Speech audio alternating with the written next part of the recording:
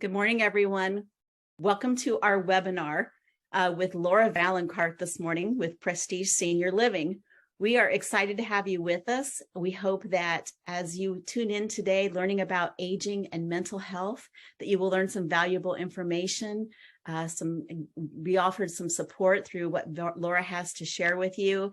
And we hope that you will come away with this maybe with some new perspective and some new answers to what maybe you or a loved one are going through in life with either an aging parent or maybe you yourself. And so Prestige is always here to help. Our goal is to always personally touch lives every day, and we try to do that as best we can through this Zoom webinar platform. And we're so grateful for all of you tuning in today.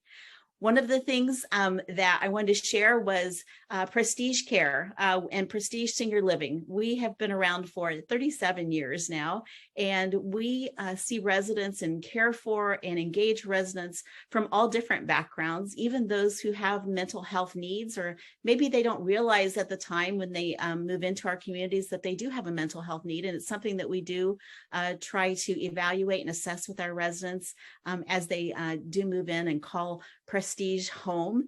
But we are located in 8 states throughout the West Coast. We offer care and support in our communities that are independent living, assisted living, memory care, as well as skilled nursing centers.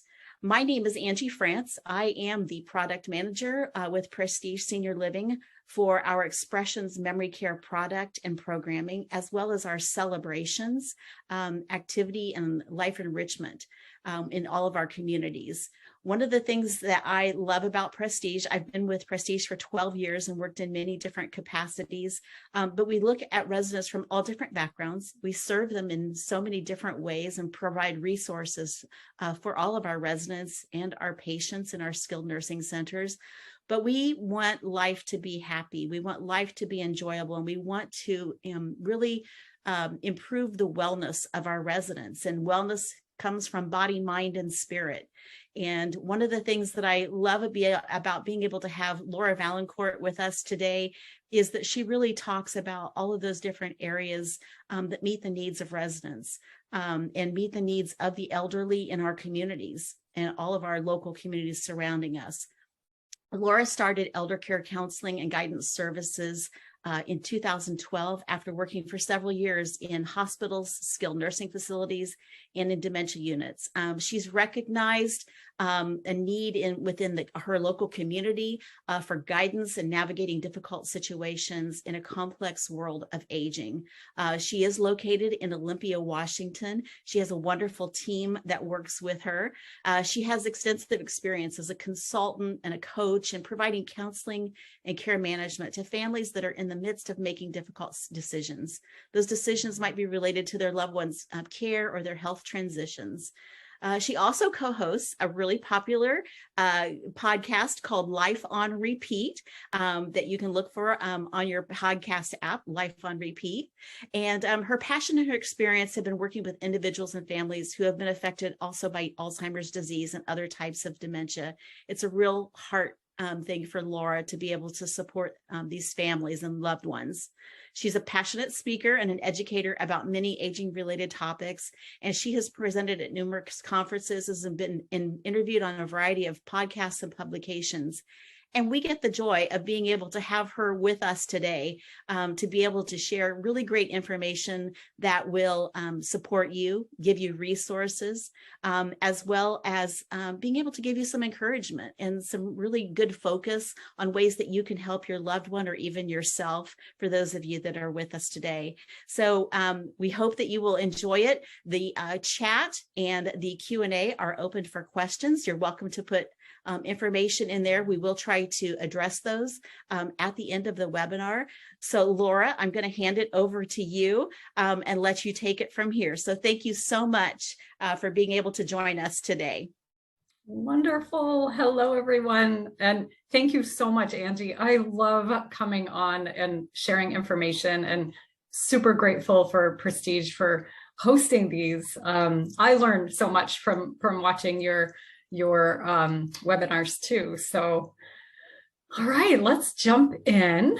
I'm going to share a slideshow with everyone. It's sometimes nice to be able to see something on the screen while I'm talking. So today we're going to talk about, excuse me, aging and mental health. And one of the things, let's see, I'm going to get oriented here for a second. Here we go. So one of the things that I always talk about with folks when it comes to aging and mental health is that we're all aging. From the moment we're born, everyone is aging. And so also with aging comes loss, because the reality is that anytime there is change in our lives, there is loss. And sometimes that loss can be celebrated, and it's a positive, it's seen as a positive thing, and sometimes it's not. And so I think it's helpful to just sort of have that perspective as we start, that we're always changing, we're always growing, we're experiencing loss and growth every day. So we're going to talk today about why it's important to understand depression and aging, and what it might look like. We're going to also talk about how to recognize if you or your loved one is not doing well, maybe regarding their mood or their well-being. We're going to explore and talk about who is most at risk and how to minimize the risk, and what to do if your loved one does have depression or you yourself are noticing depressive symptoms. And then the second half of the presentation is going to be really fun, because we're going to talk about how to prevent it. We're going to talk about how to live healthy in your mind, body, and spirit. And so stay tuned to the second half, because we're going to get into a lot of the really fun stuff. So let's just start. Let's just do a nice overview about what is depression. I think the word gets used a lot. We use it in different ways, whether we're talking about feeling depressed or being down. And then there's actually a DSM diagnosis of depression and different types of depression. So the first thing to know is that depression is not a normal part of aging. We don't stop playing because we grow old. That's a quote. What is it? We don't stop playing because we grow old. We grow old because we stop playing. I love that quote. And I always think of that it doesn't matter how old we are. Depression does not come with aging. And then when we talk about the most prevalent mental health condition in older adults is depression, believe it or not. And so 1 in 4 older adults report symptoms of depression. And that's something to just keep in mind too. Now, what is normal and what isn't? So mood fluctuations, kind of like I said in the beginning, mood fluctuations are common. It's a part of being a human being. It's a part of growing and living and being on this planet and in our bodies. So mood fluctuations, reactions to things, when it's a problem is when it gets in the way of our daily life. When your mood keeps you from enjoying, your daily life, whether it's activities or the things that you need to do to get through the day or to live life with meaning and purpose. And when that goes on for a certain period of time, that's when it becomes a problem. So that's where we want to keep our eye on what is normal, what isn't. Again, it's absolutely normal to feel feelings and to have expression when we experience loss or change or situation occurrences that happen in everyone's life. One of the other things that we'll get a little bit more into in other slides is that depression and dementia can look similar.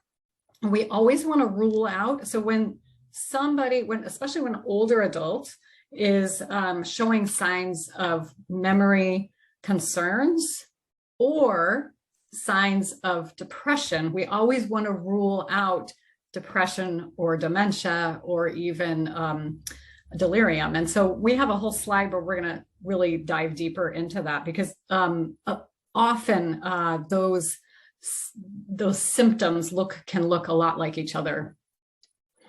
So the comorbidities, what that basically means is it's when more than one condition occurs at the same time.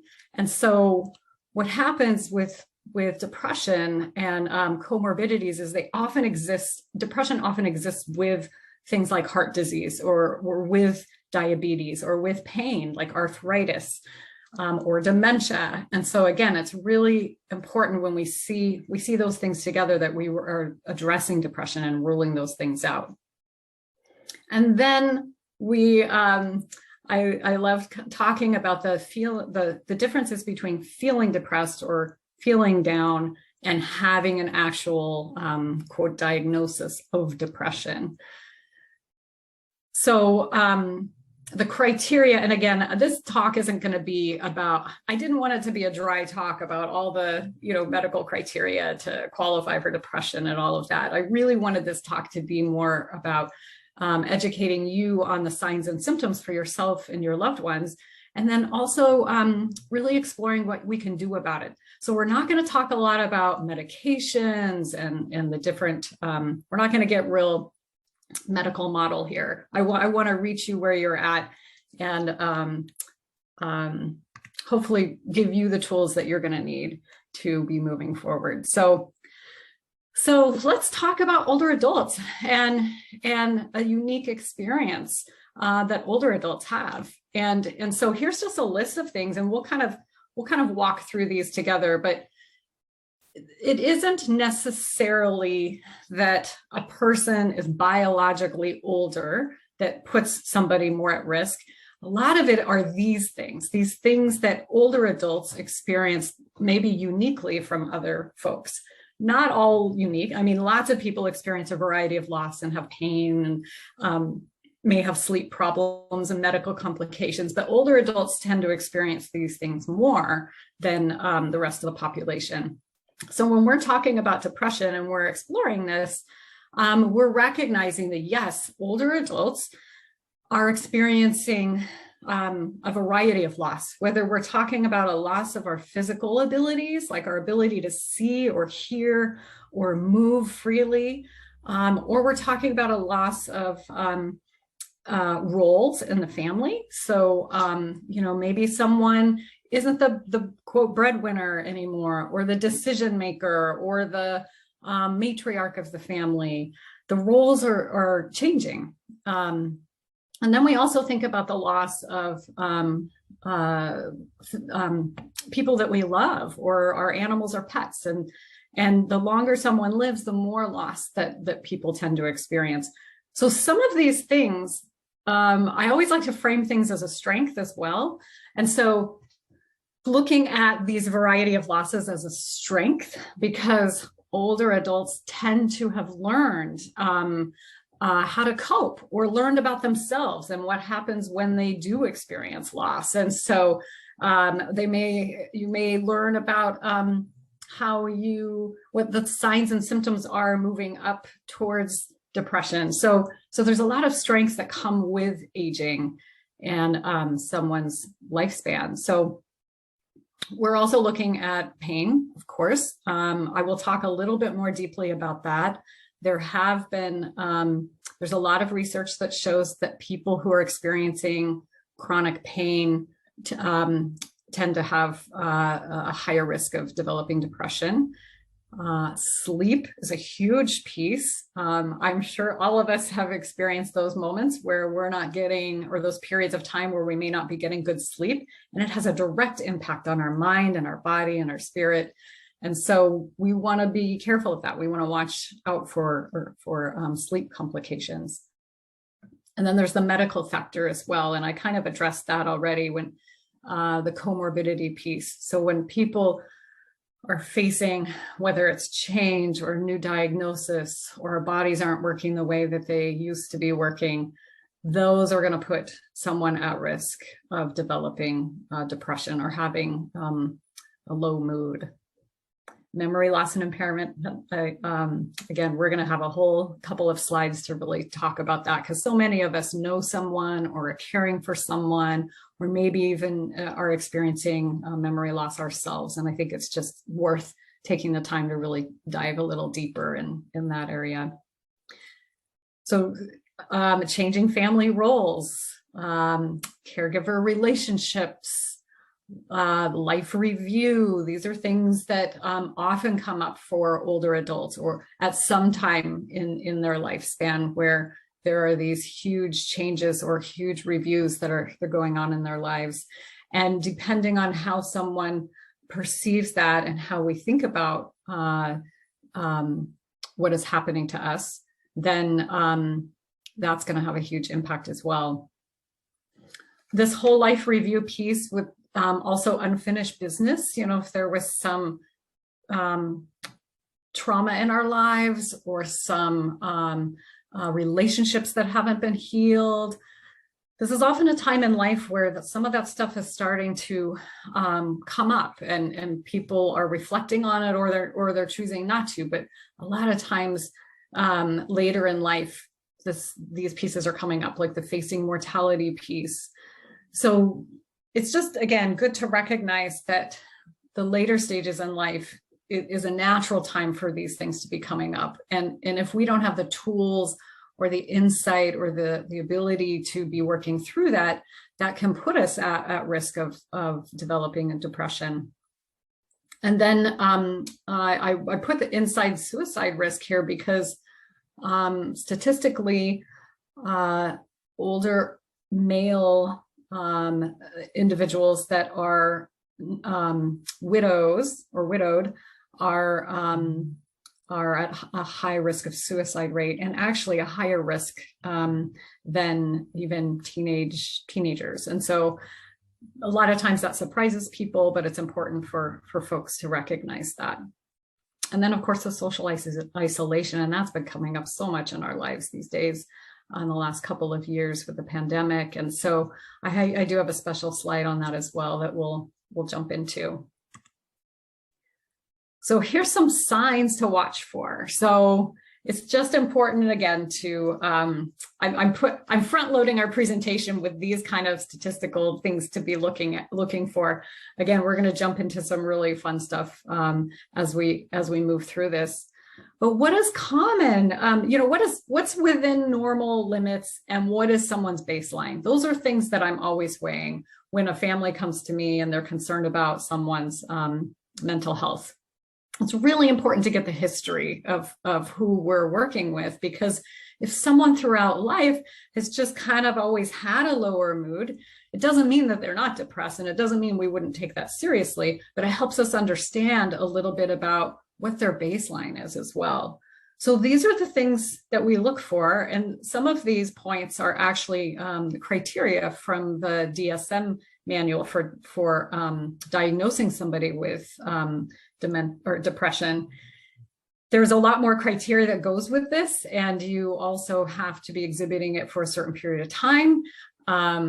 However, the reality is when people are experiencing any of these, it doesn't feel good. And so these are the things to watch for or ask for regarding yourself or your loved ones. So we're looking at persistent sadness. That might look like crying or tearfulness. It might look like somebody making statements.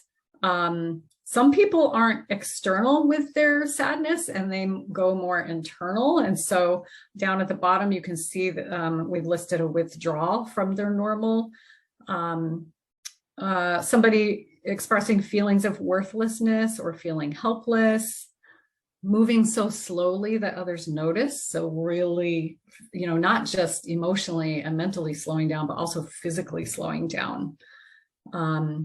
Having excessive worrying. So worrying over things that they may not have typically worried about. So again, back to what is our normal baseline? And we're noticing that, mom or my spouse is suddenly excessively worrying about finances or their health or someone else.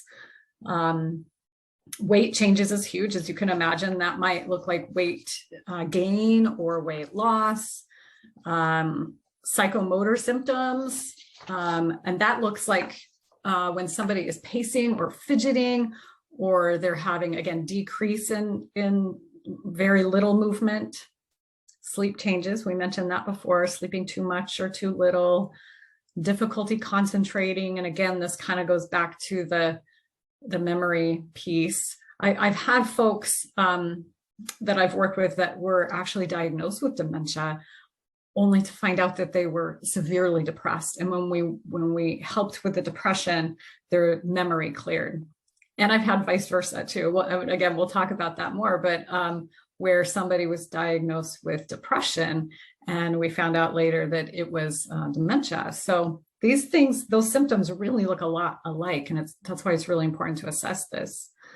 The physical symptoms. So you might notice that your loved one or yourself are experiencing increased pain.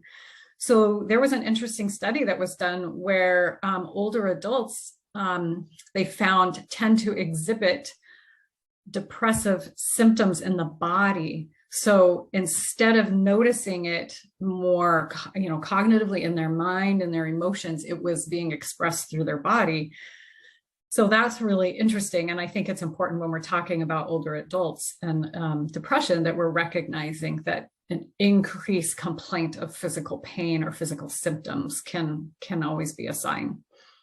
And then a withdrawal from normal activities. So whether that's social things or it's doing things independently, like going for a walk every day, if those sorts of things start to decrease, then we want to pay attention to that too. There are statistics that show that rates of depression increase the older that we get. And so again, probably related to everything that we talked about on the last slide, but it's just important for all of us, whether we're working with older adults, whether we are an older adult, whether we're caring or we have someone in our family, that we're paying attention to these things. So who is at risk? Who is most at risk of developing a depression or having a mental health concern when it comes to anxiety or depression? Well, people that feel isolated or live alone have a higher risk. Now, there's a key here I want to make sure that we're differentiating, and that is, it doesn't necessarily, I realize I wrote or live alone. Just because someone lives alone doesn't mean that they are at a higher risk. What my real message here is that it's when people feel disconnected. So you could live alone and feel connected to your family, to your community, and that does not put you at risk of having depression. It's when you feel isolated. When I worked in skilled nursing facilities and I was providing counseling to the folks that live there, one of the things that was so apparent to me is that so many of those residents had zero privacy. They were never alone. They often had a roommate, they had housekeeping coming in, they had CNAs coming in, they had nurses there 24/7. They were never alone. But when I talked to people, what I would hear, the folks that were depressed were the people that felt alone. They felt isolated. So it doesn't matter if you're surrounded by people. It's what matters is if you feel connected or not. And so there was a big study on one of the longest studies that has ever been conducted, because it went over a whole period of years. And I'm sorry, I don't have the actual numbers in front of me, but it was a Harvard study on happiness. And it was Robert Waldinger that was the latest researcher that was part of that study. And he said, this is a quote from him, that social connection was the one key indicator of happiness and aging. That was the one key indicator. That means across all other things, across diagnosis, across life events, across all of that.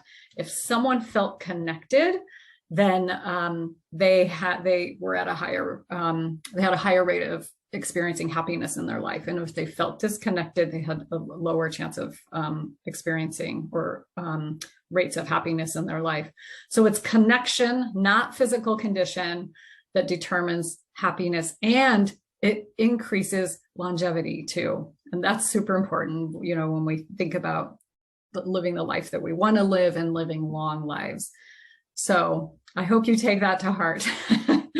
get connected in whatever way that looks like for you. So who else is at risk? Folks that have a history of depression or anxiety will raise the risk. Somebody that has a recent loss or grieving. So it might be that you are grieving a loved one, or like I said before, the different types of losses that are out there, like loss of independence, whether that's driving or decision making, or your body experiences, you know, your physical abilities to move or to hear or to communicate. Those are huge. Somebody that has a new diagnosis, or somebody that has medical complications or chronic health conditions. Sometimes folks, they don't have a diagnosis. There's an unknown problem, but they know something's wrong. Sometimes a medical condition is untreatable. And then we also look at what is the prognosis of the diagnosis. But a huge part of this also is educating people in what does it mean to them to have the diagnosis, because how we make meaning is really important. And are they educated? Because we fear what we don't understand. We often will make more of it than it is. And even if it is our biggest fear, how we decide to think about it is very important. And I'm going to talk to you in a little while about how to help support you through that piece. Those folks that have had a recent transition, like, or unwelcome change, like sometimes people are forced to retire, or some people are in a position where they have to move and they didn't want to. So those transitions can put people at higher risk. Chronic pain, and we talked about that. That folks that experience chronic pain are going to have a higher risk of having mood complications. And I did touch on the widowed men over 65 are at a higher suicide risk at 6 times the suicide rate. So that's something to just be aware of if you have somebody in your life, or you're caring for someone in your life that's widowed, male over 65. What else do we have here? Memory loss and impairment again, change in family roles, sleep disturbance. I kind of touched on a few of these in the last slide. The last one here is the history of PTSD or high ACEs score. So ACEs stands for Adverse Childhood Experiences. And it is important to be looking at that, because you know, there's been tons and tons of studies and research. You can go look that up yourself, but on how to score yourself if you're at a higher risk of developing physical and emotional complications later in life, depending on the stressors that you were exposed to as in your childhood. And then, of course, PTSD. We know that people that were exposed to trauma have a higher risk of depression and actually dementia too. And it's interesting how the brain gets rewired during those experiences. And there's also things that you can do about that. So let's look at this slide real quick. I'm not going to spend a ton of time on this, but I thought this was an important slide when we're talking about depression, because people often ask, like, what comes first, the chicken or the egg? Is it an experience and how we think of an experience, or is it what's physically happening in our body biologically?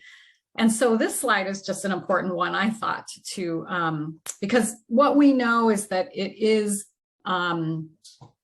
it's a combination. It often is how we make meaning of our experience, and how we make meaning of our experience is going to impact a lot of these biological pieces. And vice versa. We can have a lot of these biological pieces going on, and that's going to change how we think about what's happening to us, and might support depression, or support not having depression. So when we look at neurotransmitters, we're talking about chemical imbalances. We look at brain waves. There are some fascinating tests out there that I know Dr. Daniel Amen does what's called the SPECT scans, and it measures a few different things, but one of the things it looks at is what parts of the brain are activated and which parts aren't. and all of the different neurotransmitters that are supporting or not supporting our brains. And of course, nutrients is huge. People, you'll hear that, get good sleep, get exercise, eat right. And we're like, yeah, all of that's almost too easy to hear. But it is so true. Our bodies will respond to, differently if we eat sugar or we don't. Sugar is inflammatory. There are certain foods that our body is going to react to, and we are biological beings. And so what we put in our body really does matter. Hormones, of course, imbalances in hormones. And the example that we listed here is cortisol. There's, we could talk long about, the importance of checking our thyroid and things like that too. Our immune system, and mainly here we're looking at the level of inflammation in our body, and then our gut health. So I don't know if many of you have heard that term. It's becoming much more familiar to folks, but this term of leaky gut syndrome, because there is a gut-brain axis.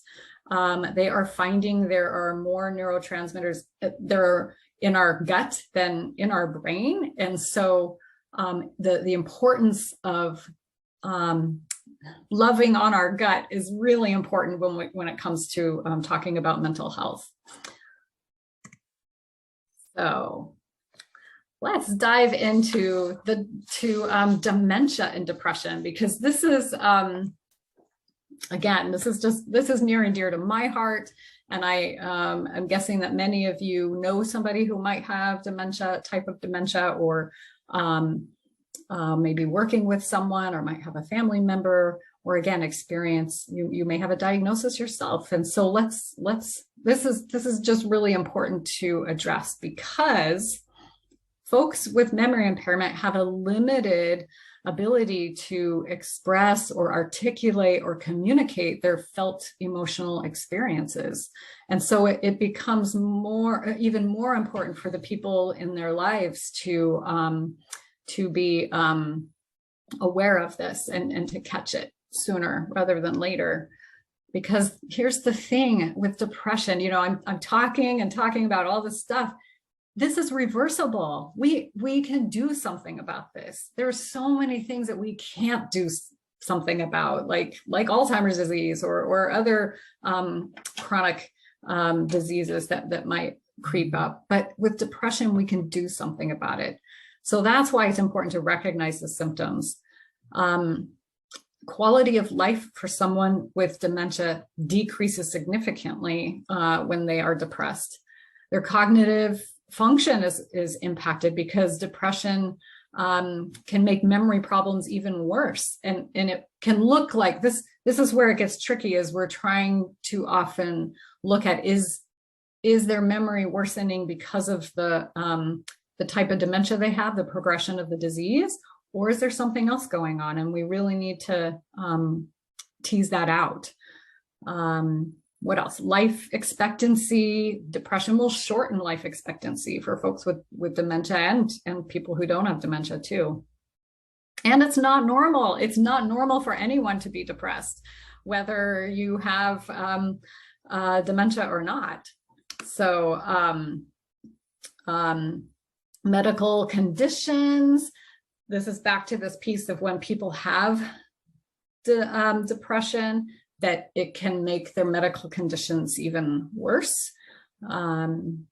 Cooperation with care. So when people are depressed, they're less likely to want to get up and going. It increases the risk of hospitalization. And when we're talking about cooperation of care, it might be that people start refusing medications that are really needed, or they're not agreeing to take a bath or a shower, or they may be experiencing weight loss that's going to significantly make life harder for them moving forward. So when should you be concerned? And this is, again, we're talking about our loved ones that have dementia with depression. We are It's time to get concerned when there's a change, a significant change in their condition. So most of the dementias out there have a slow, steady decline, or, depending on the type of dementia that someone has. But being aware of someone's baseline, if you notice a significant change, that's when you want to be concerned, because it could be so many things going on. And most of those things can be treatable. And if they're not treated, they could get worse. So we also look at pain. When to be concerned is, again, if somebody with dementia, if you're noticing that they're having increased reports of pain, or you're observing pain symptoms. Like I said before, a lot of times folks will express their depression through their physical body. And really, this is when I say when to be concerned, I'm not technically talking about just depression. I'm talking about overall. And depression could be a factor in all of these things. When somebody is sleeping too much or too little, medications. So we want to look at, was there a change in medication, a change in the dose? Is there side effects? Sometimes those side effects can cause symptoms that look a lot like depression.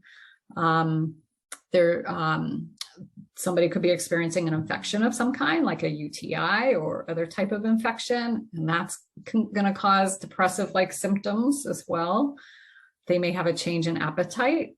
Some people eat too much, and some people quit eating altogether, and everything in between. So again, what's their baseline, and is there a change in that? And then I mentioned before the co-occurring illness. So yeah, we talked about how if somebody with dementia has something like heart disease or dementia or arthritis, that depression tends to coexist a lot with those diagnoses as well. And then the 3Ds. The 3Ds are depression, dementia, and delusions. And I'm going to go to the next slide, because that's, but the main point here is that depression can make all of the other medical conditions even worse and even hasten death. And so that's why, it's so important to address that. So the 3Ds, I think I said, what did I say? Did I say delusions? It's delirium, excuse me. Dementia, depression, delirium.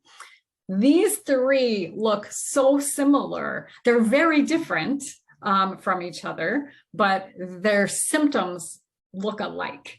And so I want to walk through this real quick with folks. So dementia, as you know, can include memory loss, confusion, sometimes change in behavior. Sometimes people with dementia can experience anxiety or paranoia.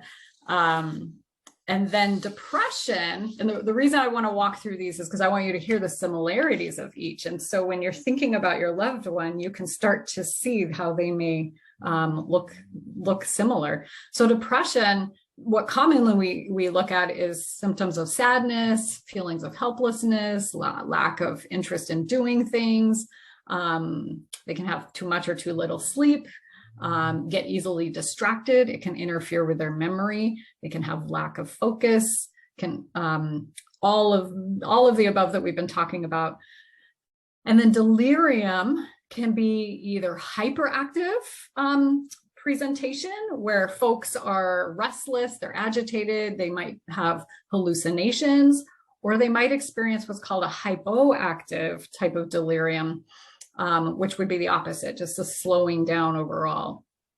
Now, delirium can be caused by tons of different things. It can be caused by an infection. That's probably the thing that we see the most with folks, is they might have a UTI or some other infection going on, and it goes to their head, and you start to notice this change in behavior.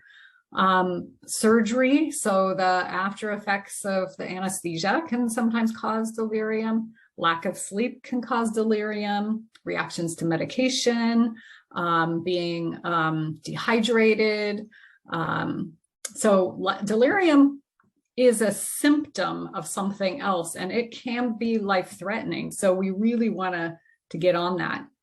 Now I can share story after story of people that are diagnosed with, like I mentioned earlier, knowing somebody that was diagnosed with dementia when they really were depressed.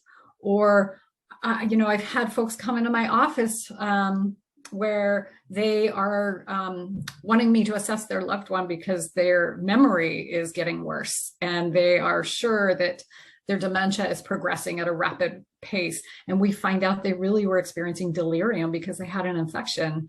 There's so many stories. I actually have an article out you can find on my website about some fun, quote, fun examples of stories that are where someone comes in thinking one thing and then we go get labs or we find out that it's actually the other thing. So that's just important to look at. So, okay, let's move on to talking about, I wanted to throw this slide in here because so many people have been experiencing isolation. And you know how I talked earlier about the importance of connection and how that is the one indicator of happiness and longevity for folks. And so the last couple of years with the pandemic going on, there's been a lot of quarantining in facilities and there's been a lot of isolation happening. And so I just wanted to, give a little bit of space for this because we are all experiencing, we're either experiencing it or we're witnessing it and with our loved ones or the folks that we care for. So like I said before, all change is loss. And with this pandemic, we've experienced loss and grief on a large collective scale. And I think it's just important that we're recognizing that. The other thing is that emotions in the present can trigger emotions in the past. So whether that's for ourselves or our loved ones, when something happens to us, our bodies have memory. We have, an internal reaction. And sometimes and often our bodies react as if it was the first time that has happened to us, that emotion can be as raw as the first time we've experienced it. And so it's really important to recognize there's a common thread that runs from our current emotions to our past emotions. Whether it's old and buried stuff, we may not be conscious of it, or it can be triggered by things like the seasons. We talk about how people during Christmas time, some people get really depressed, and often that's linked to a time in the past where something may have occurred or there's some unfinished business around that time of year. And so, whether it's the time of year or different anniversaries, we're often not conscious of it, but we're feeling it. And so during this pandemic, people were feeling a lot of things, and those feelings were connected to past events as well. And then the point that we are wired for connection, as human beings, we're wired for love. We're wired for connection. We're social beings. We're interdependent, and we're relational. And then, again, just the reminder of that Harvard study is that people will actually live longer if they feel connected. And then the last point, of course, I say this a lot, is please be gentle with yourself and be gentle with others. Always, always be gentle with yourself. You are doing your best and you have done your best in the moment that you had. And so it's just really, again, important to call that out. And here, I kind of already talked about this, but I'll review it again. This is the Harvard study. And Robert Waldinger, PhD at Harvard, he's the one that is currently, part of that study. And basically what he found, again, is that connection, not your physical condition. So not the fact that you have this list of diagnoses or not. Connection is what determines happiness. He also said too that like I highlighted before, it's not the number of friends you have. It's not the number of people that you're around. It's the quality of the connection that you have. So, that's huge. So here's some of the things that I jotted down from that study is that those who reported close relationships at age 50 lived longer and happier when they were 80. Not their cholesterol levels, not other diagnosis criteria. Here's another one. For people that were experiencing high levels of pain, people that were in happy relationships, the pain didn't affect their mood. People that were not experiencing good connections or with others, that their pain did affect their mood. They were high levels of reporting unhappiness. So the other thing is when you feel connected, when you feel like you can count on others and you have secure relationships, our memories stayed longer. And he made this differentiation about bickering, in that, bickering can be playful too. And it's not about how much you bicker. That's not what they were measuring. What they were measuring is connectedness. So these are, again, just important pieces to look at there. I love that study. So how do we cultivate resiliency? This is really important. So the resiliency is what gets us through. Resiliency is what keeps us going. Resiliency is life force energy. Resiliency is about being a human being. And so how we make meaning out of adversity, or creating significance out of suffering, finding value in tough times, treating challenges like a teacher, asking, what does the pain mean versus letting the pain define you. And that's Viktor Frankl, Man's Search for Meaning. He's the author of that, and a brilliant man, wrote a lot and examined this a lot. What is the meaning of suffering, and who are the people that survive and thrive through that versus the people that give up and wither away. And this is the big key piece is how do you make meaning and how do you cultivate resiliency? So again, connection and relationships. I'm highlighting that so much in this talk because it's so important. So strong bonds, meaningful bonds, investing in your network, feeling part of a community, knowing that you're in a relationship at any time, whether you're physically near someone or not. And it doesn't have to be your family either. It can be coworkers, it can be colleagues, it can be friends from different groups. And what helps people connect? What helps them feel like they're in a relationship? Often it's things like being open or being curious or being vulnerable. It's spending time with folks. It's spending your energy. It's being generous. So these are like just important things to be thinking about is what does connection look like for you? What is being connected? What do you value in your relationships? How do you show to others, what feeds you about giving, and then what feeds you about receiving? What are the qualities that you appreciate the most? I also ask the question of what do you see in others that you admire in their sense of resiliency? And I do believe this, that we couldn't see traits in other people. We couldn't even recognize it if we didn't have it within ourselves. We may not be expressing it or experiencing it, but it's there. It lives within us. And so looking externally at others is a great way to reflect internally on ourselves. So how else do you cultivate resiliency? Well, seeking new experiences, whether they're big experiences or small experiences, testing out new skills, taking on new projects, trying new things, maybe something you haven't done before. Seeking new experiences helps give us a sense of confidence and a sense of adventure and a sense of curiosity, which leads to our next point.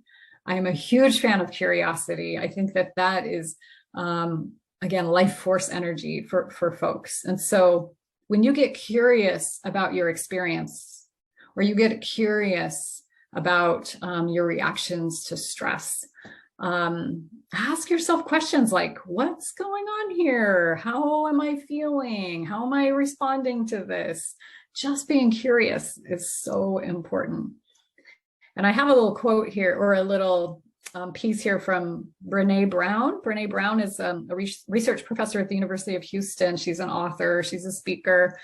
She shares that resilient people have a tolerance for discomfort, as well as an awareness of their emotional world.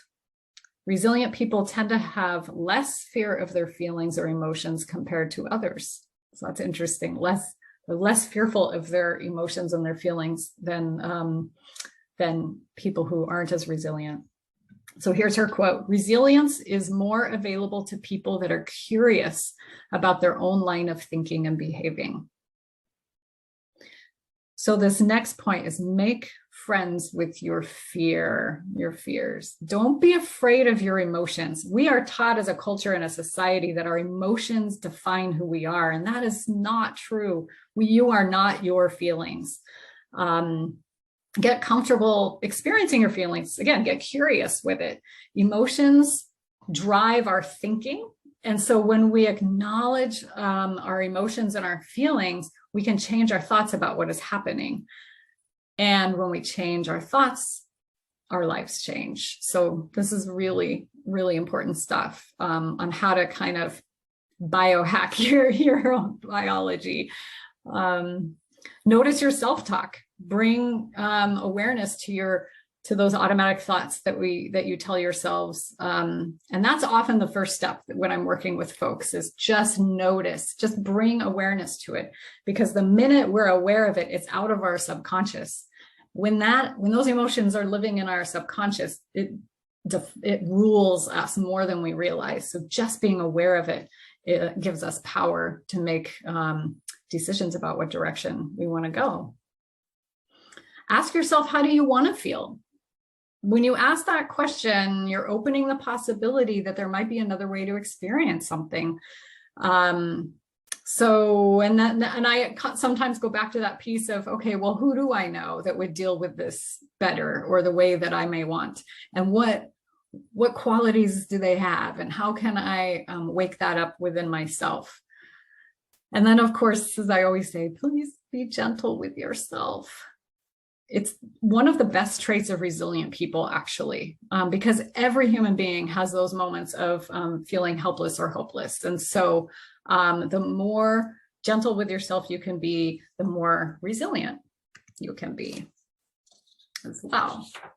So interventions, let's talk about this. And let's see how many, I'm paying attention to my slides here really quick, because I know we're getting less than 10 minutes. So I'm going to talk fast. I don't know if we'll get through all the slides, but I want to make sure that you're at least able to see these slides as we go. So don't be afraid to talk about it. People get really fearful if they're feeling depressed, that if my spouse was depressed, I might feel nervous to address it with them because I don't want to make it worse. There's this fear that talking about it is going to make it more real, or it's going to plant the seed to, go down that rabbit hole. The other thing is, some people think that older adults are fragile. And the reality is that, in my experience, is folks that have lived through so much in their lives and have learned to be resilient in so many ways. It's important to you're not going to make it worse by talking about it. And it is important to offer to find someone help if they feel like they are open to that. And that might look like scheduling an appointment with a counselor, or talking to their doctor. So offering to help them can be nice. And they may want to want you to be present and listen. Also, the destigmatizing of depression and destigmatizing of help.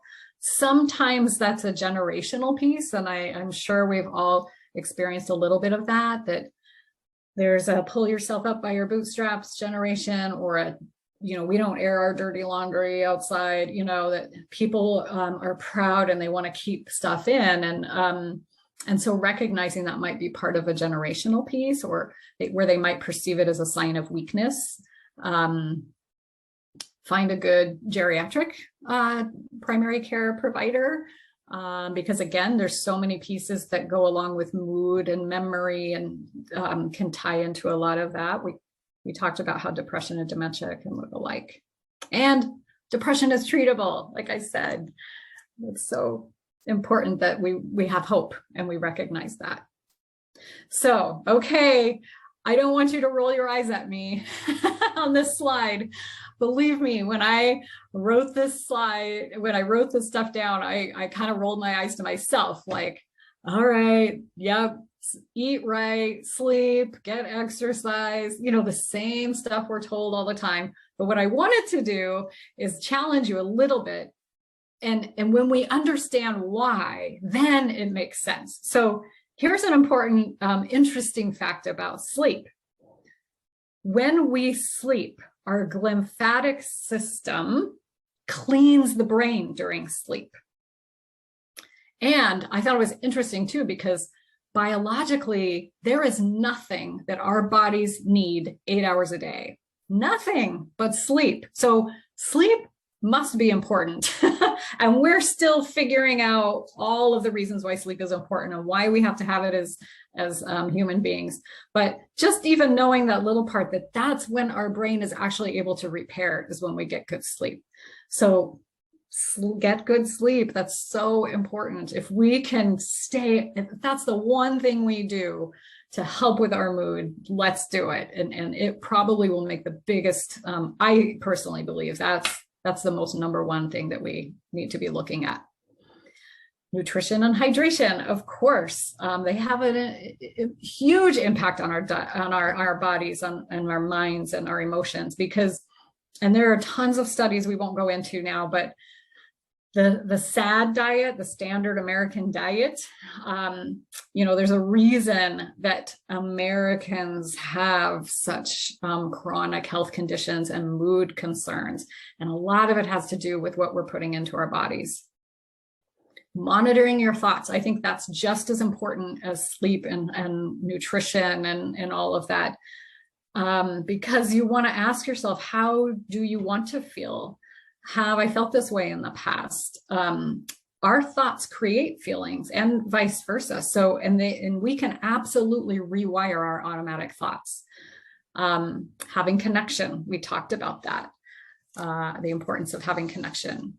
Routine. So routine allows our nervous system to drop into a parasympathetic state and go into the state of rest and repair. So that's important. Movement. Do you like that I didn't title that exercise? I'm still, when I see the word exercise, I get this feeling in my body. I'm like, but movement wakes me up. So I'm like, okay, movement allows blood flow, right? It allows oxygen into our cells. I think about stagnant energy. Like if you think of a pond, bodies of water, the stagnant, non-moving energy are those ponds that tend to get the bacteria growing in it. And, but when you think of moving water, it's fresh, it's life energy. So movement is really important. And stimulation. So kind of the flip side of the routine is the stimulation piece. We want to wake up your mind. You want to get curious. You want to learn something new and share. When we teach things or share things with others, that creates new neurons,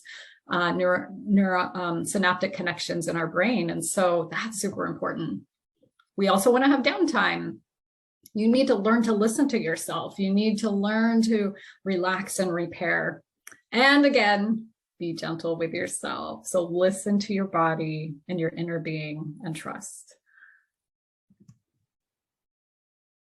And I know that we are at our last minute. So I'm sorry that we're not going to catch this last two slides, but I want to show them to you so you can see that. here's a slide on changing the way we think. And here's some really good points to consider.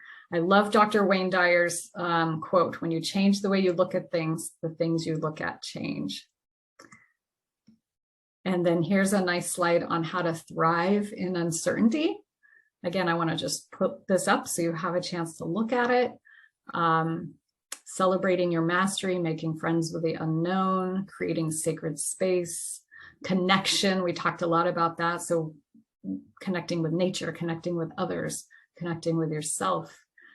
Gratitude is huge. Asking yourself what went well. What went well today? It actually rewires your brain to look at things in a different way. And our brains are really cool. We are amazing biological beings, and our brains will always preserve energy. And so it will always go the easy route. So changing the way we think can be difficult at first, but once we rewire that, then that becomes our natural habit. So I'm sorry I sped through those last two slides like that. I just want to be respectful of time. But here's the last slide. You can find my podcast. I have a podcast for dementia caregivers called Life on Repeat. Got a great Facebook community called Get in the Lifeboat. And then, of course, my business site. I do consultations for folks as well at Elder Care Counselor.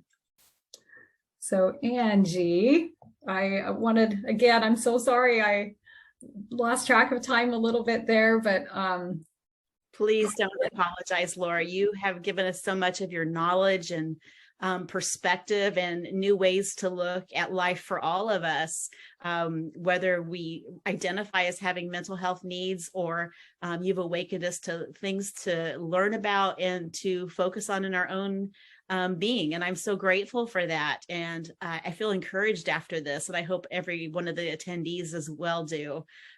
We have the benefit, we're going to, send the slides as well as the recording out to all of those who have attended today.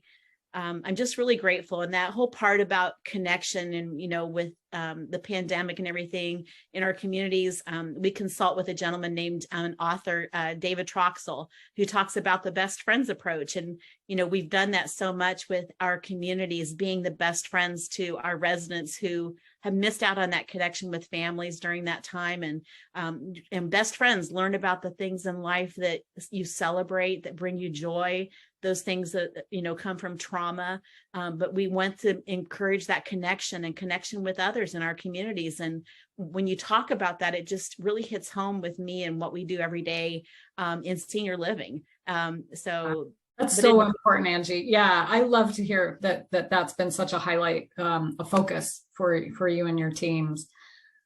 Yeah, I have one question here. It says, can you offer any suggestions to gently guide a loved one to treatment when they are resisting? Good. That's a really good question. And what I would say is there's a, kind of back to what we talked about is people often have different reasons for being resistant. Whether it's a past experience or a generational idea of what it means to receive help or treatment. And often what I see is that it's sometimes more of the loved one, the family caregiver or the professional caregiver that is more worried than the person who's experiencing depression too. And so I didn't talk about that in this presentation, but pay attention to yourself too. What is getting triggered within yourself when your loved one is experiencing depression? And what does it mean for you that they won't receive help? So on one hand, doing your own work. On the other hand, you feel responsible and you care for your loved ones, so you want them to get help. So what I would say is there's that fine line between being too pushy and not, and being present is probably the number one thing that someone can do. And I think a lot of people in our society and culture, they don't know how to be present. We're action oriented. We want to check things off the list or give somebody a pill or get them into treatment, and then we can feel better. But often what people need is just presence and, like we said, connection. And so, and I realize I'm kind of giving this blanket statement without knowing the minute details of the situation.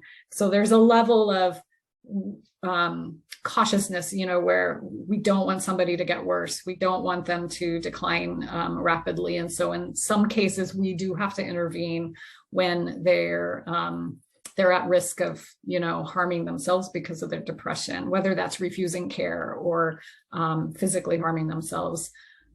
And on the other end of the spectrum is someone is feeling down and depressed, and we can kind of shift and move with different interventions that may not look like an intervention, like having conversation or sitting with someone, watching a show together, listening to music together, getting out in nature, those sorts of things. So there's a lot of stuff in between there too. Well, Laura, that looks like all of the questions that we have. Thanks for helping us be more hopeful. I think that's really a key component of what you've shared with us today, and that there are different strategies that we can take on to try to better our own lives, as well as those loved ones that we are caring for or providing support for. So once again, thank you for being with us. Thank you, everyone who tuned in today for this webinar. It has been such a blessing. Thank you so much. And if you do have any questions, you can always reach out to prestigecare.com through our website. We'd be glad to help you in any needs that you have as far as your loved ones. Maybe you're looking for a placement in a senior living community where maybe mom or dad could use some more extra connection. So we're always here for you at that. So prestigecare.com. And Laura, once again, thanks for being with us and all that you shared. Thank you, Angie. All right. Bye-bye, everyone. Bye-bye.